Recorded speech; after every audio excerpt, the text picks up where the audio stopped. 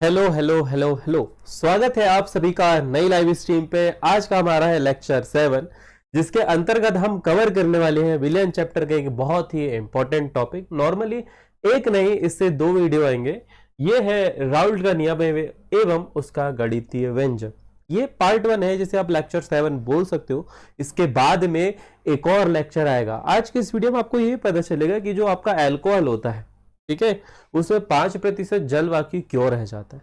ठीक है, इसके बाद इसके आगे वाले लेक्चर में आपको यह जानकारी पता चल जाएगी कि चावल बनाते समय पानी में नमक क्यों डाला जाता है, या सब्जी उबालते समय नमक क्यों डाला जाता है। ठीक है, ये बहुत ही इंपॉर्टेंट फिनोमिना है जो हमारे घर में डेली यूज होता है और जो कि आपको बताने वाले हैं दोनों लेक्चर। तो धीरे धीरे करके स्टार्ट करते हैं। परंतु उससे पहले जो कल हमने थोड़ा सा पढ़ा था, ये वाली टेबल जो है वो गलती से कल नहीं आई थी, तो यहां पर मैंने आपको एक बात बताई थी, थोड़ा सा रिकैप करूंगा बस कुछ क्षण। आप सिर्फ ये याद रखेंगे कि KH का मान जितना अधिक होगा, KH का मान जितना अधिक होगा उसकी विलयता उतनी ही कम होगी, ये याद रखेंगे। और इसमें सबसे पहला नाम आता है हीलियम का।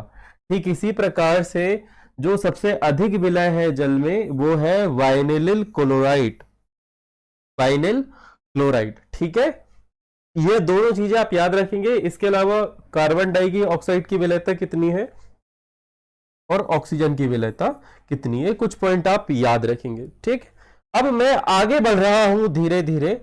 ठीक है, हमने कल जो है वो एक इंपॉर्टेंट बात पढ़ी थी। हमने पढ़ा था हेनरी का नियम। हमने क्या पढ़ा था बेटा? हमने पढ़ा था हेनरी का नियम। क्या होता है सर हेनरी का नियम? हेनरी का नियम उन विलयनों पर लागू होता है जिसमें विलायक आपका द्रव्य होता है, विलायक आपका जो है वो द्रव्य होता है। ये लो यहां पर लिख दो आप प्रॉपरली, द्रव्य विलायक। क्या लिखोगे बेटा? द्रव्य विलायक। और विलय पदार्थ क्या होते हैं सर? विलय पदार्थ जो होते हैं वो होते हैं आपके गैस, गैस के कण। क्या होते हैं? गैस के कण। ये आपका विलय जो है वो गैस होगी। तो इसकी विलयता का नियम दिया था हेनरी ने। हेनरी ने नियम दिया था कि आपका जो P है ये बराबर होगा KH इंटू एक्स के। ये हेनरी का नियम है। आज हम बात करने वाले हैं राउल्ट के नियम के। राउल्ट का नियम इसके जस्ट विपरीत। यहां पर एक चीज कॉमन रहेगी और वो कॉमन चीज है द्रव्य विलायक। क्या कॉमन चीज है बेटा? जो आपका विलायक है वो रहेगा द्रव्य। जो आपका विलायक है वो क्या रहेगा? द्रव्य रहेगा। चलो इसे जरा मैं साइड में कर दूं। यहां पर द्रव्य आपका विलायक रहेगा और जो विलय पदार्थ है, जो हम इसमें विलय मिलाएंगे, जो हम इस पे विलय पदार्थ मिलाएंगे, ये दो चीजें हो सकती है। कौन कौन सी दो चीजें? सबसे पहला, ये विलय आपका द्रव्य पदार्थ हो सकता है और ये विलय आपका ठोस पदार्थ भी हो सकता है। क्या हो सकता है बेटा? ठोस पदार्थ। ठीक बात? ठीक है, ओके। ये तो आपको पता है। नया क्या है सर? What is new? क्या नया है इस पे? तो इस पे जो नया है वो अब मैं स्टार्ट करने वाला हूं। ठीक है, आप सभी को पता है कि कोई चीज यदि द्रव्य है, कोई चीज यदि द्रव्य, मैक्सिमम चीजें जो द्रव्य होती है, यदि आप उन्हें थोड़ा सा ताप दे दें, थोड़ा सा ताप दे दें या खुला रख दें, थोड़ा सा ताप दे दे और इसे मैं कवर कर देता हूं। ठीक है, जैसे कि हमारी बुक में कवर है वैसा हम इसे कवर कर देते हैं। ठीक, आपने इसे कर दिया कवर। अब ये द्रव्य विलायक पता है जैसे जैसे ताप पाएगा तो इसके छोटे छोटे कण जो है वो द्रव्य अवस्था को त्याग कर वाष्प अवस्था में परिवर्तित होने लगेंगे। धीरे धीरे क्या होंगे? अभी तो ये द्रव्य है, अभी ये देखो ये द्रव्य है, परंतु धीरे धीरे करके इसके छोटे छोटे कण जो है वो गैस के रूप में परिवर्तित होने लगेंगे। क्या होने लगेंगे? धीरे धीरे करके परिवर्तित होने लगेंगे द्रव्य के कण गैस पे, और वो यहां सतह पर, चलो इसे बैक कर दे, अपन इसे पैक कर देते हैं ना, और यहां पर ऊपर देखा होगा आपने, जब आप पानी को ढक के रखते हो, जब आप पानी को सूर्य के प्रकाश की उपस्थिति में बाहर ढक के रखते हो तो क्या होता है, पानी की टंकियों में क्या होता है, ऊपर छत पे, ऊपर सर बाष्प के कण जमते हैं और फिर संघनित होकर क्या बन जाते हैं, द्रव। ये बहुत जटिल प्रोसेस है जो होते रहती है, हमें दिखती नहीं है।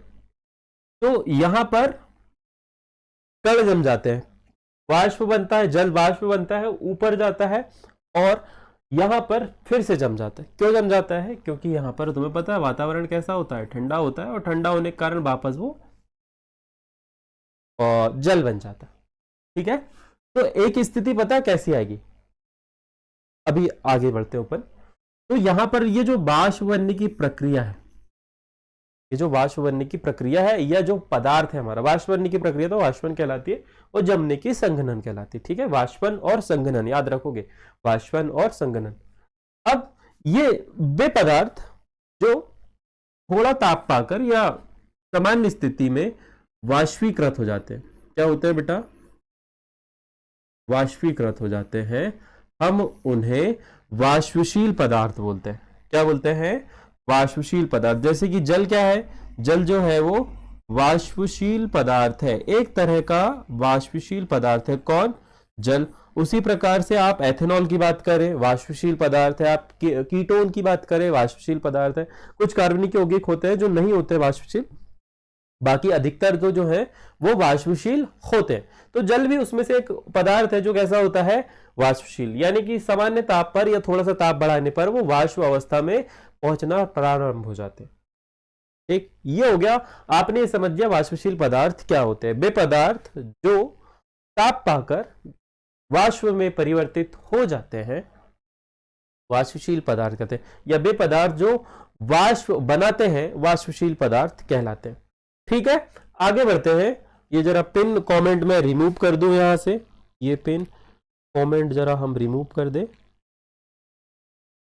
बिल्कुल धीरे धीरे समझ है ना, कहीं की जल्दी नहीं है। अब बात करते हैं, पता है एक टाइम ऐसा आएगा, एक टाइम ऐसा आएगा कि यहां पर वाष्प बनेगी, यहां पर जाके जमेगी। ठीक है, वाष्प बनेगी, यहां पर जाके जमेगी, और ठीक उसी दौरान वाष्प के कुछ कण जो है वो द्रव्य बन रहे हैं। सेम टाइम पे वाष्प बन भी रही है, ऊपर जा रही है, जम रही है, और फिर से पानी बन के क्या हो रही है, टपक करके यहां पर टपक के फिर से पानी बन जा रहा है। मतलब एक स्थिति ऐसी आएगी साम्य अवस्था वाली, ऐसी स्थिति आएगी बेटा, साम्य अवस्था वाली स्थिति। ठीक है, परंतु इस साम्य अवस्था वाली स्थिति से हमें कोई लेने देना नहीं है। ठीक है, ये जो वाष्प ऊपर गई, ऊपर जाने के बाद में जैसे जैसे इसकी सांद्रता बढ़ेगी, वाष्प की संख्या बढ़ेगी, पता है क्या होगा, ये वाष्प जो है इस द्रव्य की सतह पर, इस द्रव्य की सतह पर दाब लगाएगी। जैसे जैसे वाष्प बढ़ेगी ना, जैसे कि आपने देखा होगा, आप नॉर्मली पानी को गर्म करते हो और ढक देते हो, तो कुछ समय बाद जब आप ढक्कन हटाओगे तो ढक्कन हटता नहीं, वैक्यूम लॉक हो जाता है। ठीक है, ये जो वाष्प है उस ढक्कन को अपनी तरफ खींचे रखती है, लॉक कर देती है, और लॉक करने के कारण क्या होता है, यहां पर दाब लगने लगता है, दाब लगता है, दाब। ओके, तो ये जो दाब लग रहा है द्रव्य की द्रव्य की किसी विलयन में उसके द्रव्य द्वारा, या किसी विलायक में उसके द्रव्य की वाष्प द्वारा उस द्रव्य की सतह पर लगाया गया दाब वाष्प दाब कहलाता है। क्या कहलाता है, वाष्प दाब। फिर से एक बार परिभाषा बोल रहा हूं, ध्यान से समझना। ये आपका एक द्रव्य है, ठीक है, ये द्रव्य अपनी वाष्प बना रहा है, यानी द्रव्य की वाष्प द्वारा उसी द्रव्य की सतह पर लगाया गया दाब उसका वाष्प दाब कहलाता है। उसका क्या कहलाता है, वाष्प दाब कहलाता है। बोलो समझ आया, आ गया होगा तो कमेंट कर देना। ठीक, आपने वाष्पशील पदार्थ समझ लिया, आपने वाष्प दाब समझ लिया, यानी कि द्रव्य की वाष्प द्वारा द्रव्य की सतह पर, उसी द्रव्य की सतह पर लगाया गया दाब उसका वाष्पदाब कहलाता है। दाब को हम पी से दर्शाते हैं बेटा, है ना, दाब को हम पी से दर्शाते हैं। अब सर ठोस क्या होते हैं? तो एक बात मुझे बताओ, एक पदार्थ है NaCl, एक पदार्थ है क्या, NaCl, इसे आप गर्म करते हो तो क्या ये वाष्प बनाएगा? क्या ये वाष्प बनाएगा? नहीं बनाएगा। क्या होगा? ये वाष्प नहीं बनाएगा। तो वे पदार्थ जो वाष्प नहीं बनाते, जो वाष्प नहीं बनाते, हम उन्हें अवाष्पशील पदार्थ कहते हैं। क्या कहते हैं? अवाष्पशील पदार्थ कहते हैं। धीरे धीरे चलेंगे अपन, क्या है मैं थोड़ा ज्यादा स्पीड से पढ़ा देता हूं ना, तो बच्चों को समझ में नहीं आता। यहां पर आपने कुछ चीजें पढ़ी। पहली चीज, द्रव्य विलायक होगा, विलय द्रव्य भी हो सकता है, ठोस भी हो सकता है, क्योंकि गैस के लिए अपने हेनरी का नियम पढ़ चुका है। अब द्रव्य विलय जब हम बात करते हैं, द्रव्य विलय की जब हम बात करते हैं, विलायक तो द्रव्य होगा, विलय और दो विलय हो सकते हैं, द्रव्य और ठोस। तो जब आपका विलय द्रव्य हो तो आप ये कह सकते हो मूल अवस्था में जो द्रव्य पदार्थ होते हैं, मुख्यतः एक आध दो अपवाद हो सकते हैं, वो वाष्पशील पदार्थ होते हैं। ठीक है, जो पदार्थ वाष्प बनाते हैं हम उन्हें वाष्पशील पदार्थ कहते हैं। उदाहरण आप जल लिख सकते हो, उदाहरण आप एसीटोन लिख सकते हो, उदाहरण आप अल्कोहल लिख सकते हो। अब वाष्पदाब की बात हुई, तो वाष्पदाब जो है किसी द्रव्य की वाष्प द्वारा उसी द्रव्य की सतह पर लगाया गया दाब वाष्पदाब कहलाता है। अब कुछ ठोस पदार्थ होते हैं जो वाष्प नहीं बनाते, जो वाष्प नहीं बनाते, हम उन्हें कहते हैं अवाष्पशील पदार्थ। हम उन्हें क्या कहते हैं? अवाष्पशील पदार्थ। हेलो बेटा रुचि, हेलो, मैं देख रहा हूं। चलिए अब हम बढ़ते हैं आगे, हम अब जाते हैं आगे। गुड इवनिंग बेटा, गुड इवनिंग। ठीक है, आज का जो हमारा कॉन्सेप्ट है, आज जो हम पढ़ने वाले हैं, हम पढ़ने वाले हैं ये, हम पढ़ने वाले हैं राउल्ट का नियम। ठीक है, अब एक बच्ची जुड़ी है, उस बच्ची से मेरा प्रश्न है, आप ध्यान से सुनिएगा। पर्वतारोही जब ऊपर जाते हैं पहाड़ों के, ठीक है, तो उन्हें श्वसन लेने में दिक्कत होती है। इस स्थिति को या इस श्वसन की कमी के कारण पे एक बीमारी उत्पन्न होती है, उस बीमारी का नाम क्या है, या उस स्थिति का नाम क्या है? कमेंट करके जरा फटाफट से मुझे बताएंगे। ये इंपॉर्टेंट ऑब्जेक्टिव है जो कि आपको आ सकता है। ठीक है, तो जरा मुझे फटाफट से कमेंट करके बताओगे कि क्या स्थिति है, क्या नाम है इसका, कौन सी, क्या नाम है उस बीमारी का। ठीक बात है, चलो आगे बढ़ते हैं। तो हम पढ़ने वाले हैं राउल्ट का नियम। जैसे कि आपने अभी ये देखा था बेटा कि विलय पदार्थ दो प्रकार के हो सकते हैं। पहला वाष्पशील, अब मैं ठोस और द्रव्य शब्द का प्रयोग नहीं करूंगा, अब मैं जो शब्द प्रयोग करूंगा, सबसे पहले हम पढ़ेंगे कि विलय पदार्थ एक तो वाष्पशील हो सकता है या तो वो अवाष्पशील हो सकता है। क्या हो सकता है? या तो वाष्पशील हो सकता है या फिर अवाष्पशील पदार्थ हो सकता है, दोनों में से कोई एक हो सकता है। तो आज जो हम पढ़ने वाले हैं, आज जो हम पढ़ने वाले हैं वो हमारा टॉपिक है वाष्पशील पदार्थ वाला। क्या है? वाष्पशील पदार्थ। ठीक है, हम सबसे पहले तो विलायक लेंगे। एक पात्र में हम क्या लेंगे बेटा? विलायक लेंगे। चलो मैं ले रहा हूं विलायक, ये लो, ये ले लिया हमने विलायक। ये रहा आपका H2O। ये क्या रहा बेटा? ये आपका है H2O, इस H2O, और इसे मैं नाम दूंगा A। इसका नाम क्या है? इसका नाम है A। ठीक है, ठीक इसी प्रकार से मैं एक और चीज, इसी की एक कॉपी बनाऊंगा और इसका थोड़ा सा कलर चेंज कर दूंगा। ये लो, ये हो गया येलो, चलो ये कलर कर देते हैं। ठीक है, और ये है आपका C2H5OH। इसे हम बोलते हैं बेटा एथेनॉल। क्या बोलते हैं हम? एथेनॉल, एथिल अल्कोहल, शराब। ये है आपका B। ये क्या है आपका B। ठीक है, अब आपने क्या किया? आपने इसे ढक दिया, आपने इसे ढक दिया। ढक दो, चलो इसे ढक्कन द्वारा आपने ढक दिया। ठीक है। सिमिलरली आपने क्या किया, आपने इसे भी ढक्कन द्वारा ढक दिया। ये लो, हमने क्या किया, इसे ढक दिया। ये पात्र जो है ढक्कन से बिल्कुल ढक दिया है आप लोगों ने, इसे भी क्या कर दिया है, आप लोगों ने ढक दिया है और बाहर ले जाके रख दिया है। बाहर ले जाके क्या किया है, रख दिया। ठीक है। तो थोड़ी देर बाद क्या होगा बेटा, इसकी वाष्प बनेगी, है ना, इसकी जो है वाष्प बनेगी और वो वाष्प ऊपर जाएगी, यहां पर ढक्कन पे जमेगी। तो एक स्थिति ऐसी आएगी। गुड इवनिंग बेटा। एनॉक्सिया बोलते हैं बेटा उसे, है ना, उसे क्या बोलते हैं, एनॉक्सिया, याद रखना ये। चलो, अब क्या होगा, यहां पर वाष्प बनेगी, ऊपर जाएगी, यहां पर जमेगी, ठंडी होकर फिर पानी बनेगी।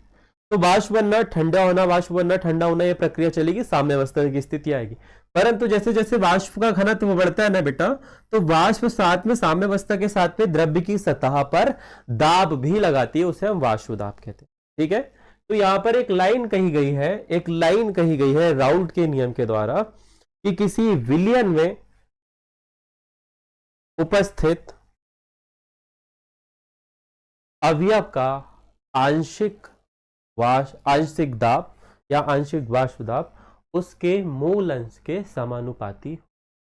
ये राउल्ट का नियम है कि किसी विलयन में उपस्थित अवयव का आंशिक दाब उसके मूल अंश के समानुपाती।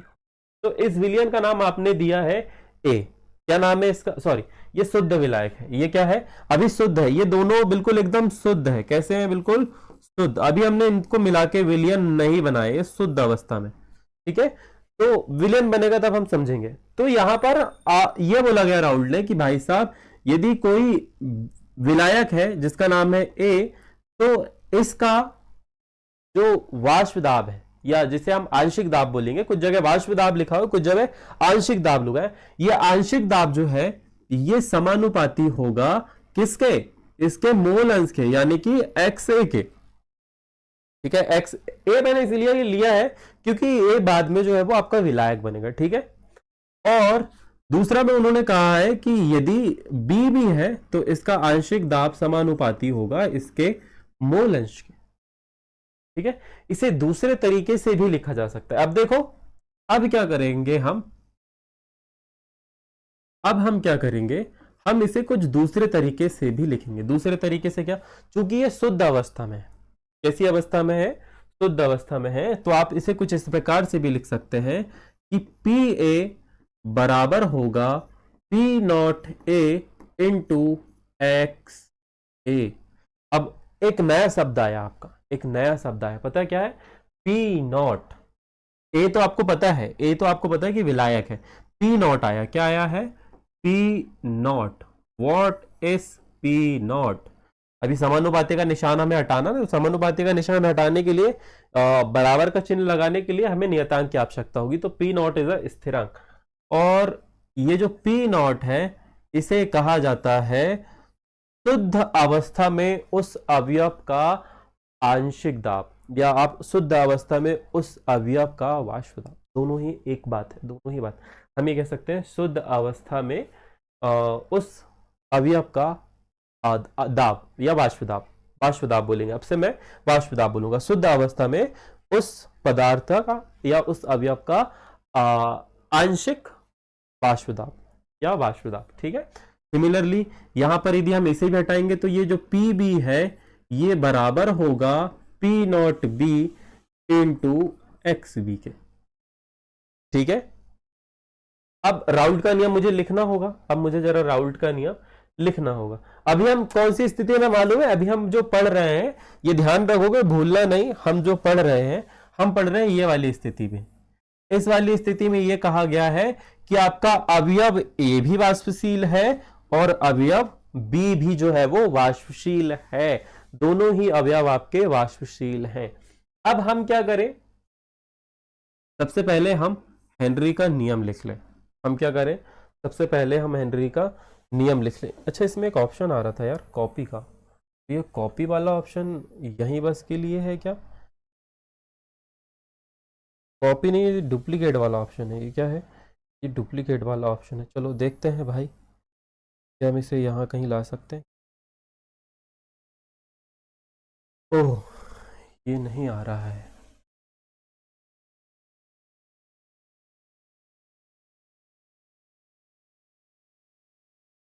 चलो कोई नहीं, आप लोगों को दिख रहा है ना, ज्यादा बड़ा तो नहीं किया मैंने, चलो सही है। इसे मिटा देते हैं अपन। ओहो, पंगा पा गया सी। यहाँ तक ठीक है। इसे थोड़ा सा छोटा कर दूं तो हमारे पास में स्पेस हो जाएगा बेटा, है ना। ये लो, ये इतने में आप लोगों को बराबर से दिख जाएगा। अब राउल्ट का नियम क्या कहता है? राउल्ट का नियम ये कहता है भाई साहब, जो मैंने अभी आपको बोल के बताया, ये आपको लिखना है। ये आपकी बुक में भी लिखा हुआ है और मैं भी लिख देता हूं। किसी द्रव्य की सतह पर उसकी वाष्प द्वारा लगाया गया दाब वाष्प दाब कहलाता है। लिख लेना। अच्छा, जैसे कि अभी तुम लोग लिख रहे हो, बोलो, तुम लोग समझ रहे हो मेरे से, तुम लोगों को नोट्स की आवश्यकता होगी, तो जो नंबर लिखा है उस पर मैसेज करके नोट्स खरीद सकते हो। या उससे बेस्ट ऑप्शन जो है, उससे बेस्ट ऑप्शन ये है कि अभी 50 स्टूडेंट के लिए हमने 759 फीस रखी है एक, जिसके अंतर्गत आपको पूरा एक वो मिल जाएगा, लाइव लेक्चर का, अपडेटेड नोट्स का, ऑब्जेक्टिव की प्रैक्टिस की लिंक्स का, सभी चीजों का एक्सेस मिल जाएगा। 75 है तो 1000 रुपए का, परंतु अभी 50 स्टूडेंट के लिए 759 रखा है। मुझे भी नहीं पता मैं कब तक ऑफर चला रहा हूं, क्योंकि बहुत चीपेस्ट है, सबसे सस्ता है अभी तक, इससे सस्ता, क्योंकि we look education as a service, okay. और थोड़ा बहुत एक्सपेंस जो हमें लगता है वो निकालना भी पड़ेगा, क्योंकि अभी तक भी have a zero income on YouTube. तो हमने सोचा कि थोड़ा सा पेड मोड पे जाते हैं और आप लोगों को सपोर्ट लेते हैं। तो काफ़ी सारे बच्चे खरीद सकते हैं, जो लोग एमपी बोर्ड में अपना अच्छा रिजल्ट चाहते हैं वो खरीद सकते हैं, ठीक है। चलिए हम अब आगे बढ़ते हैं। हम आगे बढ़ते हैं। हैंड रिटन नोट्स होंगे सारे, जो नोट्स आपको दिखेंगे वो हैंड रिटन नोट्स होंगे। अब मैं यहाँ पर हेनरी का नियम लिख रहा, सॉरी हेनरी तो हो गया, राउल्ट का नियम लिख रहा हूं। राउल्ट के नियम अनुसार, राउल्ट के नियम अनुसार क्या है नियम? राउल्ट का नियम क्या है? तो राउल्ट का नियम लिखते हैं अब अपन बहुत अच्छे से। राउल्ट का नियम कहता है,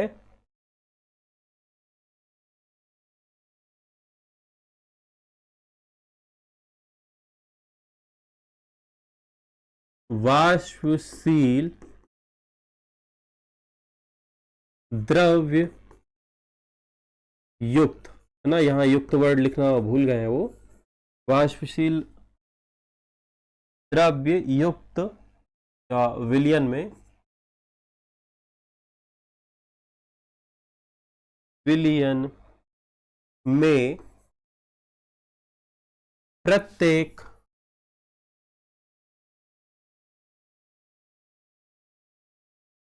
अवयव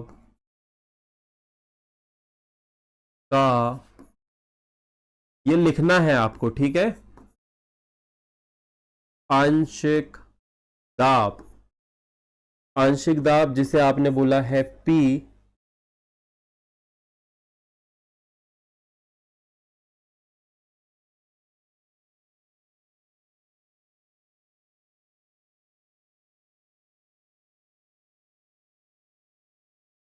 विलयन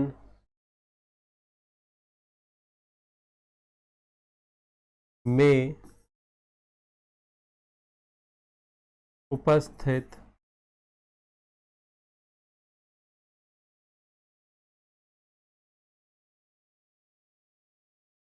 उसके अवयव के मोल अंश, मोल अंश यानी कि x के समानुपाती होती है, ठीक है। ये नियम जरा आप लिख लो, ऐसे ही लिखा है कि नहीं, एक मिनट जरा मैं फैक्ट चेक कर लूं, क्योंकि ये मैंने इसे सरल बनाया अपने शब्दों में, ये जो डेफिनेशन है सरल बनाया हुआ है। बुक में देख लेते हैं, ऐसे ही सरल शब्दों का प्रयोग किया गया। वाष्पशील द्रव्यों, वाष्पशील शब्द द्रव्यों के, इन्होंने जो लिखा है वो कुछ इस प्रकार से लिखा है, वाष्पशील द्रव्यों के विलयन में प्रत्येक अवयव का आंशिक दाब उस आंशिक दाब विलयन में उसके मूल अंश के समानुपाती होता है। ठीक है, तो आप चाहो तो वैसा भी लिख सकते हो, आप चाहो तो ऐसा भी लिख सकते हो, जैसा कि बुक में लिखा है ना, सेम का सेम। सर बायोलॉजी की क्लास भी होगी इसके बाद? बिल्कुल होगी बेटा, बायोलॉजी की क्लास इसके बाद होगी। मैडम यदि आप देख रहे होंगे तो वीडियो कमेंट कर देना कि होगी कि नहीं होगी, मेरे हिसाब से तो होगी।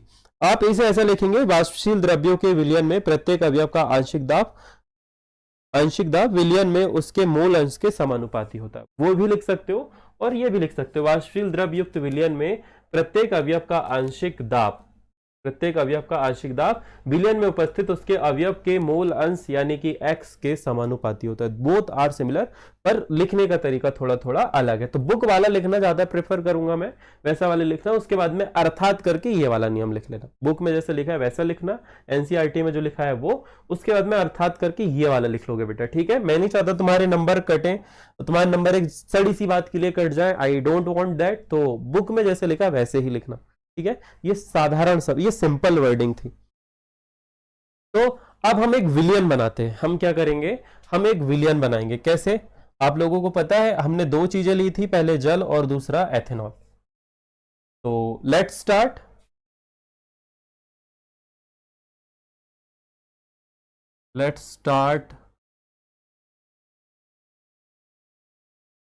ये आपने लिया एक पात्र, इसमें आपने भरा विलायक, इसमें आपने क्या भर दिया बेटा, विलायक भर दिया।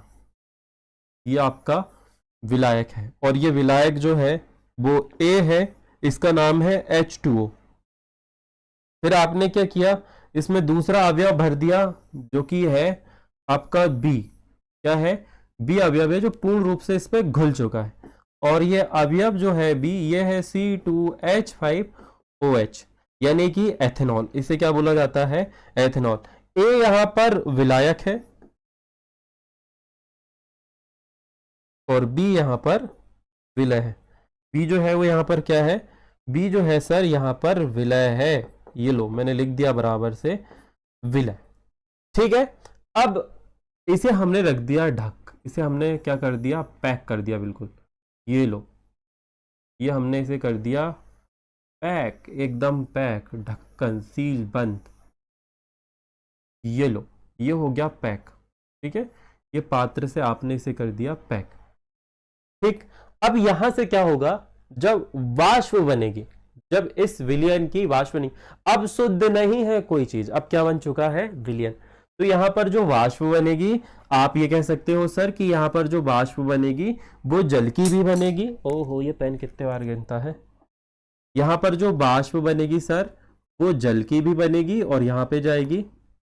ठीक है, और सर यहां पर जो वाष्प बनेगी वो एथेनॉल की भी बनेगी, है ना, ये भी एथेनॉल की भी वाष्प बनेगी सर। और ये वाष्प जब बनेगी तो तुम्हें पता है कि एथेनॉल भी वाष्प दाब लगाएगा और जल भी जो है वो वाष्प दाब लगाएगा। ये दोनों क्या लगाएंगे, वाष्प दाब। क्या लगाएंगे, वाष्प दाब। तो क्या आप ये कह सकते हो कि ये जो वाष्प दाब लग रहा है, इस विलयन में जो अवयव है ये वाष्प दाब लगा रहे हैं, वाष्प दाब लगा रहे हैं।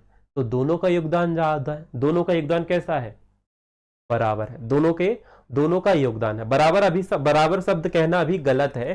तो यहां पर आप ये लिख सकते हो कि विलयन का कुल वाष्प दाब, विलयन का कुल वाष्प दाब जिसे दर्शाया जाता है P टोटल से, या हमारी बुक में एक वर्ड लिखा है P कुल से, या इसकी जगह पे आप PS भी लिख सकते हो, है ना, PS या PT, P total, normally P total word का यूज करते हैं अपन। ये बराबर होगा, अब कौन कौन लगा रहा है बेटा, तो सर यहां पर P1 भी लग रहा है और सर PB भी लगा रहा है। ठीक है, दोनों लगा रहे हैं ना, दोनों का योग होगा। जो वाष्पदाब, पूरा वाष्पदाब यदि आप देखोगे तो विलायक के कण भी, विलायक भी वाष्प बना रहा है और विलय भी वाष्प बना रहा है। और जब दोनों वाष्प बनाएंगे तो दोनों ही क्या करेंगे, इस विलयन की सतह पर दाब भी लगाएंगे। तो हम ये कह सकते हैं कि विलयन का पूर्ण वाष्पदाब, विलयन का पूर्ण वाष्पदाब बराबर होगा विलायक के आंशिक वाष्पदाब प्लस विलय के आंशिक वाष्पदाब के योग। तो मैंने बोल दिया, आप विलय विलायक के आंशिक वाष्पदाब के योग के भी बोल सकते हैं। विलयन का पूर्ण वाष्पदाब बराबर होगा विलायक के आंशिक वाष्प दाब और विलय के आंशिक वाष्प दाब के योग के। और ये बात किसने कही? ये बात कही सर डाल्टन ने। किसने कहा? ये बात कही थी डाल्टन ने। ठीक है, डाल्टन के अनुसार विलयन का पूर्ण वाष्प दाब जो है विलय के वाष्प दाब तथा विलायक के वाष्प दाब के योग के बराबर होगा। ठीक है, जब दो वाष्पशील द्रव्यों को आपस में मिलाकर विलयन बनाया गया तब इस अवस्था में विलयन का कुल वाष्प दाब उपस्थित अवयवों के आंशिक वाष्प दाब के योग के बराबर होता है, जिसे हमने यहां पर लिख दिया Pt बराबर होगा P1 प्लस Pb के। ठीक है, P1 प्लस Pb के। यहां पर आपने लिखा है, यहां पर आपने देखो एक लाइन लिखी है कि Pa समानुपाती होगा किसके? XA के। इसी को आपने शुद्ध अवस्था में, कौन सी अवस्था में? शुद्ध अवस्था में। जब आप समानुपाती का निशान हटाएंगे तो Pa बराबर होगा P not A into XA के। सेम उसी प्रकार से Pb समानुपाती होगा PXB के। तो Pb बराबर P naught B into XB। तो ये रहा आपका, ये रहा, चलो मैं पूरा लिखता हूं। यहां पर अब हम करते हैं गणितीय व्यंजक की व्युत्पत्ति। हम क्या समझेंगे? हम समझेंगे गणितीय व्यंजक की व्युत्पत्ति। गुड इवनिंग बेटा, good evening, very very good evening. ठीक है, थोड़ा देर तक चलेगी ये क्लास क्योंकि राउल्ट का नियम है गणितीय व्यंजक की व्युत्पत्ति करना हम सीख रहे हैं और सर डिटेल में पढ़ा रहे हैं। लाइव क्लास है, लाइव लेक्चर है। मैं थोड़ा तो तुम लोगों से इंटरेक्ट न कर पाऊं तो आई एम सॉरी, परंतु तुम्हें पूरा समझना है। ओके डन, आगे बढ़े अपन। चलो, तो डाल्टन के आप यहां पर लिखेंगे राउल्ट के अनुसार। क्या लिखोगे बेटा? राउल्ट के अनुसार। क्या कहा है राउल्ट ने? मैं एक बार फिर से ये जो लाइन यहां पर लिखी है वो लाइन लिख के सीधे सीधे अपन लिखते हैं, जो मैंने आपको बोली थी कि बुक से लिखना है, परंतु सर खुद ही लिख दे रहे हैं। यहां पर आप लिखोगे वाष्पशील द्रव्य वाष्पशील द्रव्यों के विलयन वाष्पशील द्रव्यों के विलयन में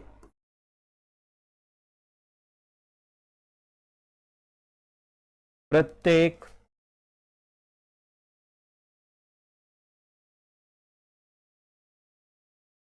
अवयव का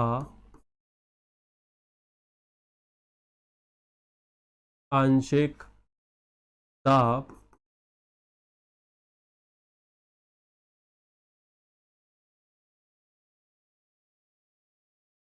विलयन में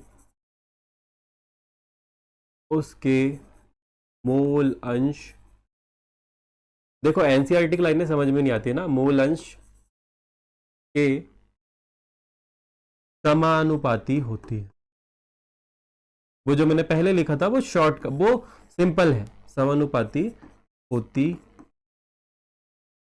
है। अर्थात नीचे वाली लाइन से यहां पर आप लिखोगे अर्थात। ये है मेन नियम। PA, चलो यहां पर कलर चेंज कर लिया जाए सर। यहां पर आप लिखोगे व्हाइट पेन से, यहां पर आप लिखोगे PA समानुपाती होगा XA के। यह है आपका समीकरण 1। और इसी प्रकार से आप कॉमा लगा के लिखोगे PB समानुपाती होगा XB के। यह आपका समीकरण 2 हो गया। ठीक है, अभी इसे समीकरण और 1 और 2 ना मानो तो कोई दिक्कत नहीं है, इसे आप सामान्य शब्दों में कुछ इस प्रकार से भी लिख सकते हो। PA बराबर होता है P not A into XA के। यह है आपका रियल समीकरण 1। इसे जरा मैं मिटा दूं। मैडम ये इरेजर इतना बड़ा करके रखती है ना, मिटा दो। और इसे आप लिखेंगे PB बराबर होगा P naught B into X B के। ये कहां से आया बेटा, ये हमने यहां पर माना शुद्ध अवस्था में, हमने समानुपाती का निशान हटाया था, और समानुपाती का निशान हटाते हैं तो एक नियतांक या स्थिरांक आता है ऑलवेज। तो यहां पर जो स्थिरांक है वो पी नॉट है, और पी नॉट मैंने आपको बता दिया शुद्ध अवस्था में उस अवयव का बाष्प दाब होता है। ठीक है, देन चलो अब यहां पर इसे मान लो समीकरण 3, ये हो गया समीकरण 1, ये हो गया समीकरण 2, और वो है समीकरण 3। यहां पर आप नीचे लिखोगे समीकरण 3 में समीकरण 1 एवं समीकरण 2 का मान रखने पर,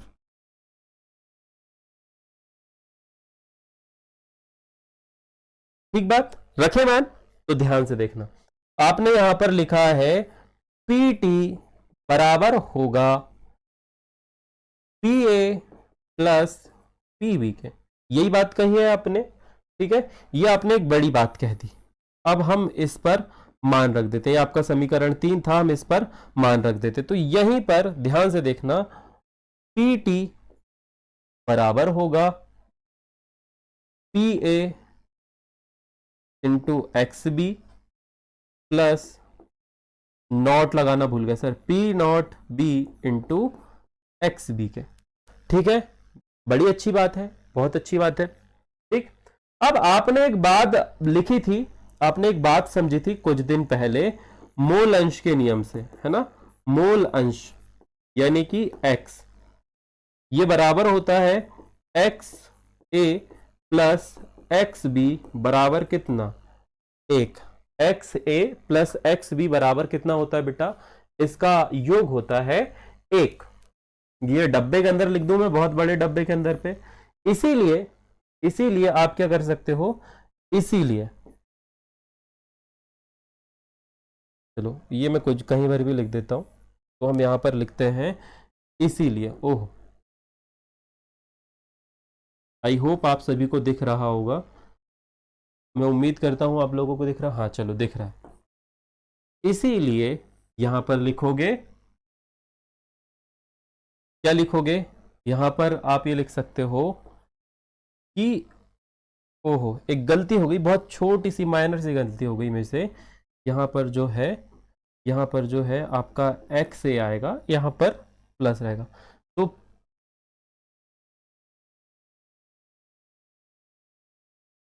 यहां पर इसे मिटा दो। इसीलिए आप लिख सकते हो कि एक्स ए बराबर होगा 1 माइनस एक्स बी के। कैसे करा आपने, यहां पर आपने एक्स ए का मान निकालना था, चलो यहां पर तुम्हें दिख नहीं रहा होगा, इसे भी मिटा के अच्छे से लिख देते हैं, ये हो गया एक्स ए। तो एक्स ए बराबर होगा 1 माइनस एक्स बी के। तो अब हम क्या करेंगे, ये वाली स्थिति का मान रख देंगे यहां पर, यहां पर हम ये मान रख देते हैं। तो वो हम करेंगे अगले वाले पेज पे। अगले वाले पेज पे आप यहां पर लिखोगे पी टी बराबर होगा P not A bracket 1 minus X B plus, आगे क्या है बेटा आपका, आगे आप ये कर सकते हो P not B X B. अब आगे क्या करें सर, तो आगे करोगे पी टी बराबर होगा पी नॉट ए माइनस, गुणा करो जरा, ये एक तो कर दिया आपने, आगे आपने किया P not A X B plus P not B. अब ये थोड़ा मैथ्स वाला कैलकुलेशन है, ये थोड़ा मैथ्स वाला कैलकुलेशन है जो आपको धीरे धीरे समझ में आएगा, बहुत ही शांति से। अब आप ध्यान से देखोगे, अब आप एक चीज ध्यान से देखोगे, तो यहां पर एक्स बी और यहां पर एक्स बी जो है वो कॉमन है, क्या है, कॉमन है, तो हम इसे बाहर निकाल लेंगे। तो इसे बाहर निकालने के लिए आप यहां पर लिखोगे पी टी बराबर होगा, पी टी बराबर होगा पी ए प्लस ब्रैकेट के अंदर P not A minus P not B into X B के। अब ये समीकरण आपकी बुक में लिखा हुआ है, ठीक है, यही समीकरण आपकी बुक में लिखा हुआ है। यहां पर थोड़ी सी मिस्टेक, द मिस्टेक इस, हमें फ्लिप करना था, हम फ्लिप करना भूल गए। यहां पर आएगा पी बी और यहां पर आएगा पी ए। ये वाली स्थिति आप ध्यान रखेंगे। हमने क्या किया है, हमने फ्लिप कर दिया। कॉमन निकालते समय ये वाला पहले लिखा है ना, तो उसको उसी क्रम पे लिखा होना मांगता है, लिखना पड़ेगा, ठीक है। तो ये हो गया आपकी स्थिति। चलिए जी, अब ये चीज जो है, ये जो नियम है, इस नियम के आधार पर एक आरेख तैयार किया गया। इस नियम के आधार पर एक आरेख तैयार किया गया, जो कि तुम्हारे मैं इजी वे में समझाने की कोशिश करता हूं, ठीक है। और वो इजी वे ये है कि तुम सबसे पहले ये वाला चित्र देखोगे। ये वाले दोनों चित्रों को ध्यान से देखना है तुम लोगों को, ठीक है। सबसे पहले हम दो अलग अलग ग्राफ बनाएंगे और दो अलग अलग ग्राफ के हिसाब से हम एक नियम निकालेंगे, जहां पर आज का लेक्चर समाप्त हो जाएगा। आप यहां पर लिखोगे यही गणितीय व्यंजक है, यही जो है गणितीय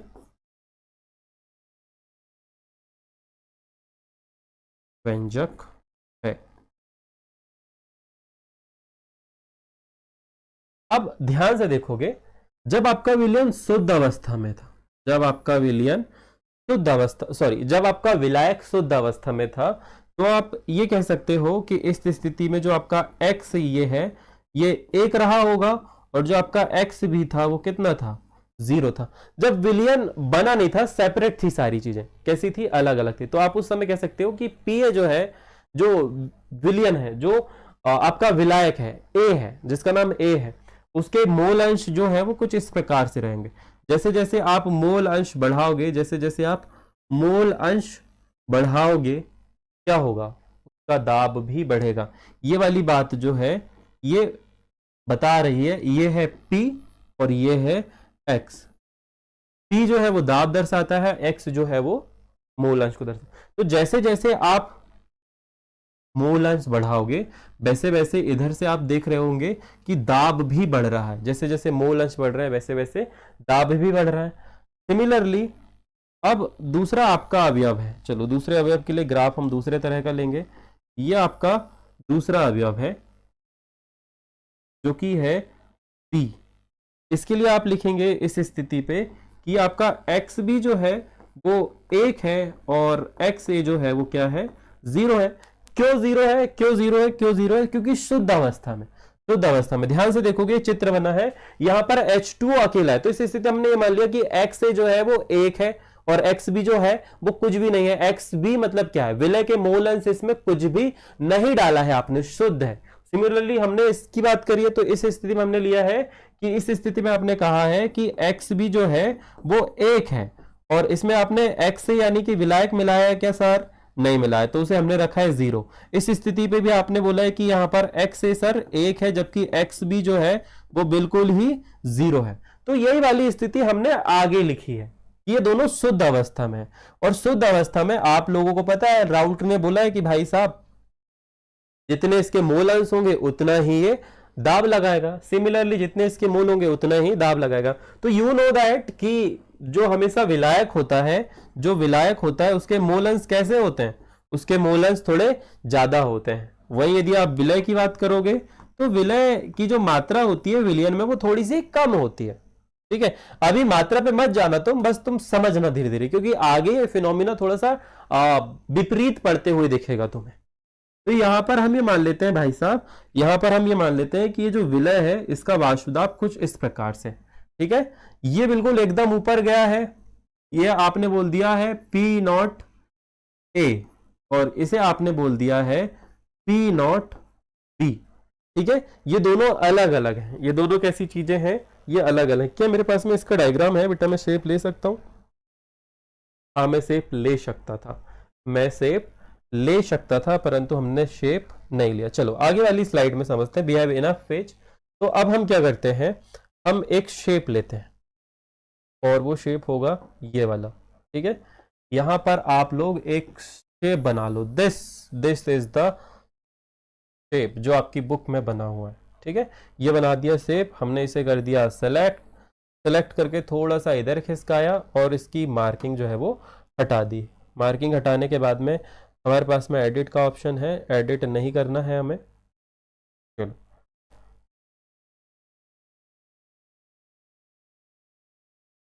चलिए जी, ये हो गया। अब यहां पर आपने बोला है कि जो एक्स ए है वो है एक, और कितना गंदा लिख रहा हूं मैं, बिल्कुल साफ साफ लिखते हैं ना।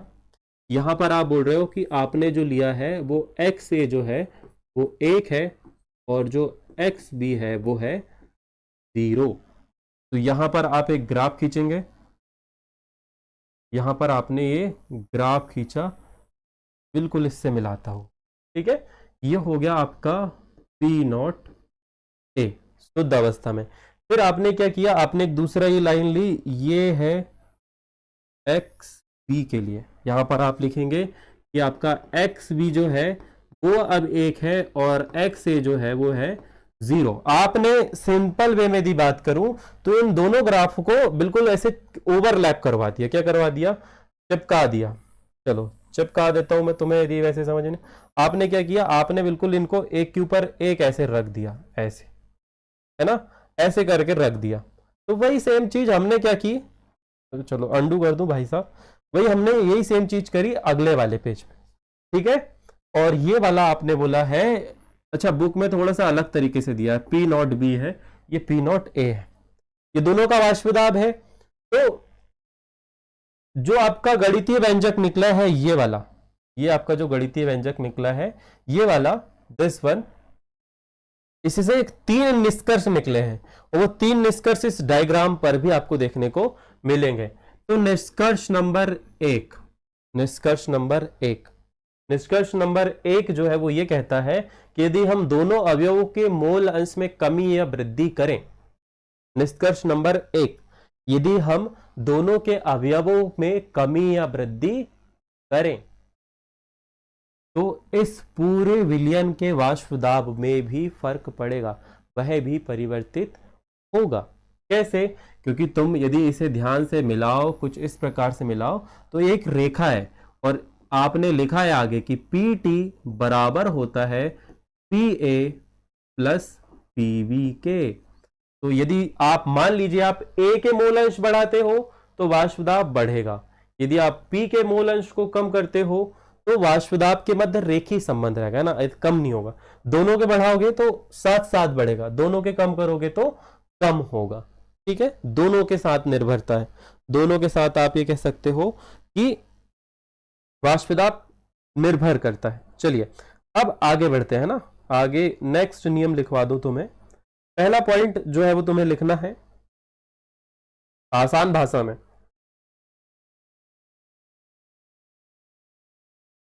सिंपल, सिर्फ नियम नंबर 1 लिख रहा हूं मैं यहां पर।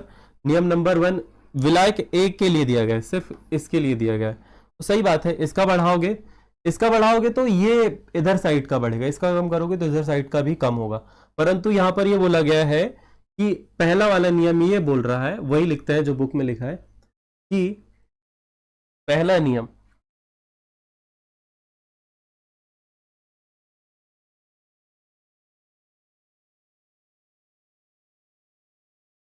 मिश्रण में,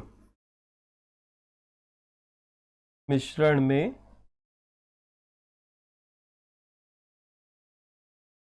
किसी द्रव्य की मात्रा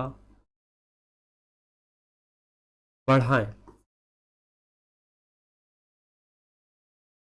किसी विलयन में किसी अवयव की या द्रव्य की मात्रा बढ़ाएं, या आप लिख सकते हो द्रव्य की, या यहां पर लिख दो घटक की। क्या लिखोगे, घटक की मात्रा बढ़ाएं। विलयन यदि इस मिश्रण में, मिश्रण शब्द गलत है मेरे हिसाब से, विलयन बोल दो आप, क्या बोल दो, विलयन में, यदि इस विलयन में किसी घटक की मात्रा बढ़ाएं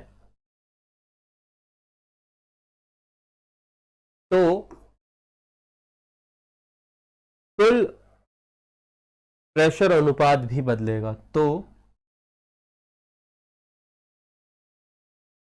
विलयन का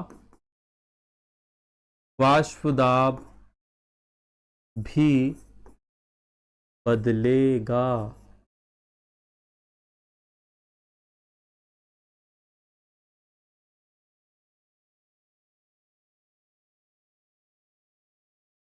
बदलेगा। देखो, इसका बढ़ाओगे तब भी बढ़ेगा, इसका बढ़ाओगे तब भी बढ़ेगा, इसका कम करोगे तो कम होगा, इसका कम करोगे तो भी कम होगा। मतलब दोनों की मात्रा यदि आप कम ज्यादा करो तो यहां पर वाष्प दाब भी कम ज्यादा होगा। दूसरा नियम ये कहता है, दूसरा नियम ये कहता है कि ग्राफ हमेशा एक सीधी रेखा में होगा। ग्राफ हमेशा एक सीधी रेखा में होगा।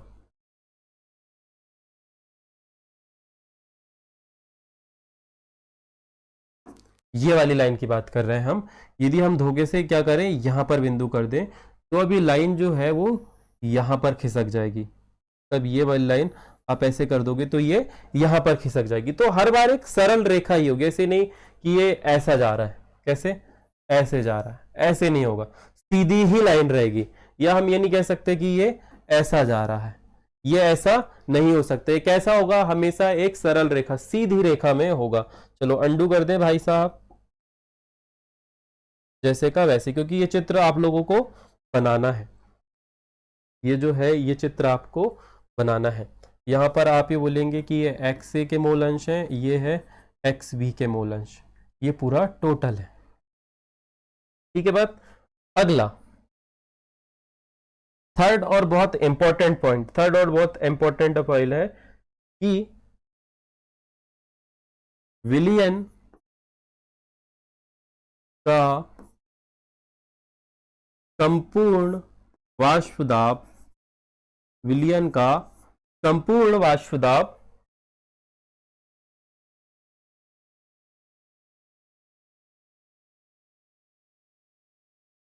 इस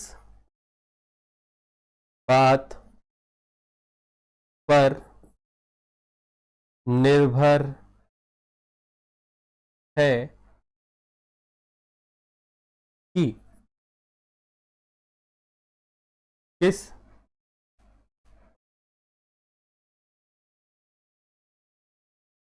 द्रव्य को कितना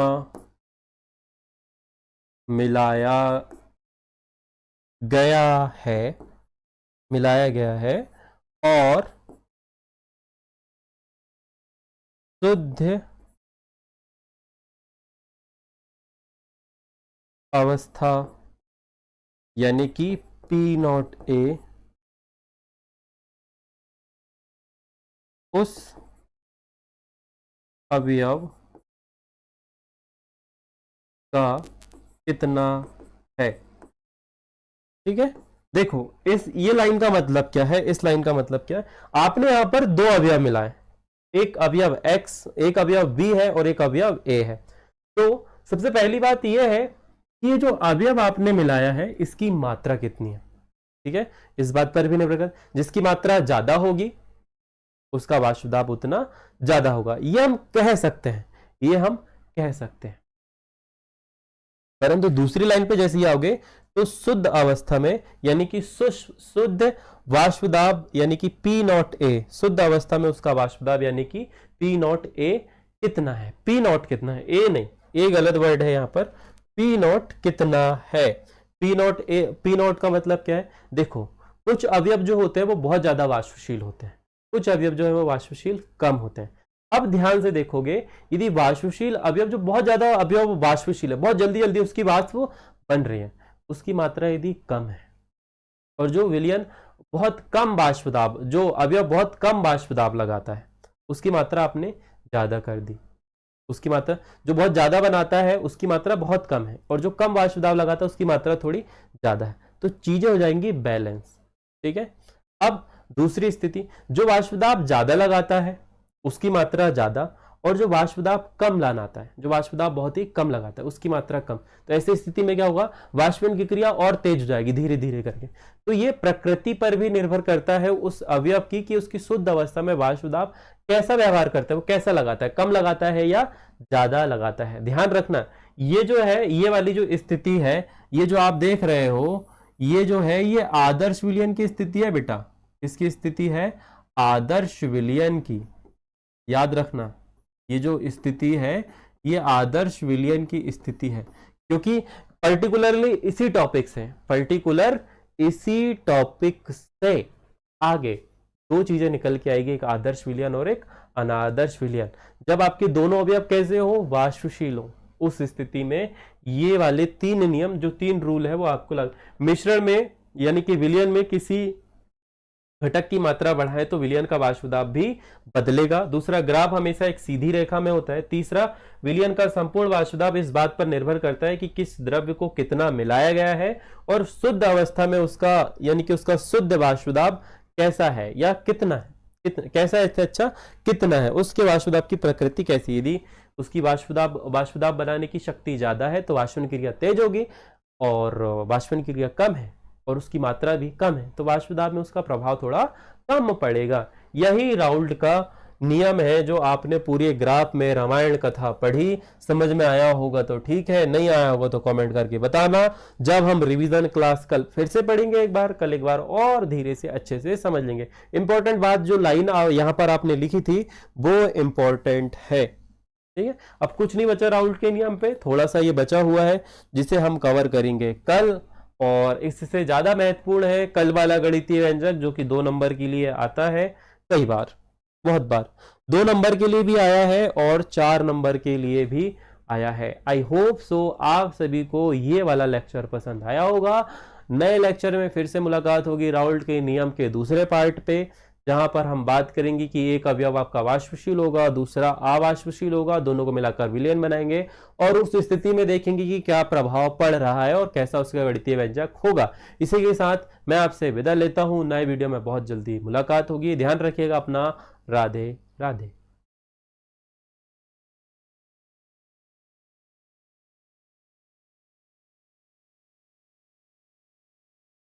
हेलो हेलो हेलो बेटा, good evening all of you. आ जाइए सभी फटाफट से, आपकी बायोलॉजी की क्लास स्टार्ट होने वाली है ना, स्टार्ट हो चुकी है, तो जल्दी से जुड़ जाइए। कंटिन्यू 3